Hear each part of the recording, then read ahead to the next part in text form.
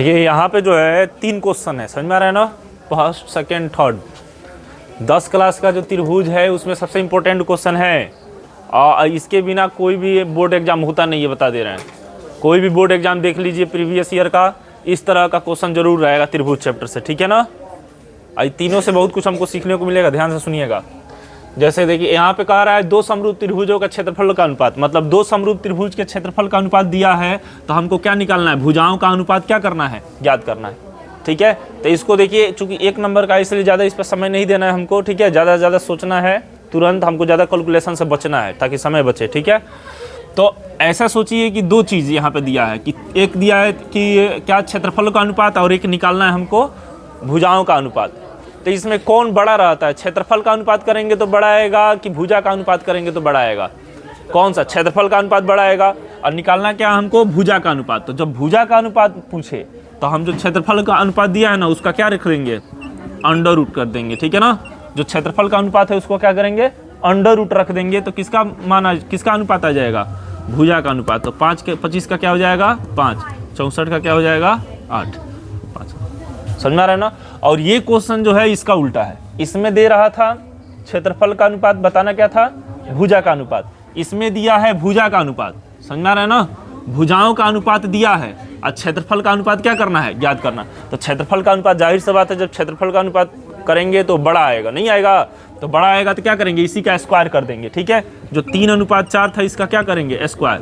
तो क्या हो जाएगा 9:16, नहीं आ जाएगा 9:16, तो क्या हो जाएगा यहाँ पे डी हो जाएगा। समझ में आ रहा है ना। तो 2 चीज़ बात एकदम याद रखिएगा, एक देता है त्रिभुज का क्षेत्रफल, अब पूछता क्या है भुजा का, सॉरी एक दिया होता है त्रिभुज के क्षेत्रफल का अनुपात, अब पूछता है भुजा का अनुपात, ठीक है ना। तो भुजा का अनुपात कैसे निकलता है, जो क्षेत्रफल का अनुपात है उसको अंडर रूट कर देते हैं। अगर भुजा का अनुपात दिया है, क्षेत्रफल का अनुपात निकालना है तो उसका क्या करते हैं, स्क्वायर करते हैं, तभी तो क्षेत्रफल का अनुपात बड़ा आएगा। वहाँ से भी हम दिमाग लगा सकते हैं बिना कैलकुलेशन के, समझ में आ रहा है ना। मैंने ज़्यादा लिखते नहीं है। यहाँ पे देखिए, यहाँ पे हम जानते हैं कि जब ये दोनों समानांतर रहते हैं, यहाँ पे कौन सा थ्योरम लगेगा जी, थेल्स थ्योरम। थेल्स थ्योरम लगेगा ना यहाँ पे। तो थेल्स थ्योरम किस तरह लगाएंगे, क्योंकि ये दोनों समानांतर है, तो ये थेल्स थ्योरम से जो इतना बटा इतना बराबर इतना बटा इतना हो जाएगा ना, तो इसको x मान लीजिए। तो x अपॉन क्या हो जाएगा 7.2 और ये क्या हो जाएगा 1.8 अपॉन 5.4। पॉइंट से पॉइंट खत्म हो जाएगा, x अपॉन 7.2 ये हो जाएगा 18 अपॉन 52। ये कितना होगा जी 18 तिहाई नहीं, हाँ सही है। तो 1 क्या हो जाएगा 3। तो x इक्वल टू क्या हो जाएगा 7.2/3। x इक्वल टू 3 दूना 6, 3 चौका 12। तो ये 3 क्वेश्चन जो है, और ये बहुत सारा क्वेश्चन है, लेकिन ये 3 क्वेश्चन ही अगर देख रहे हैं तो इसमें से निश्चित है कि ये क्वेश्चन आना ही आना है।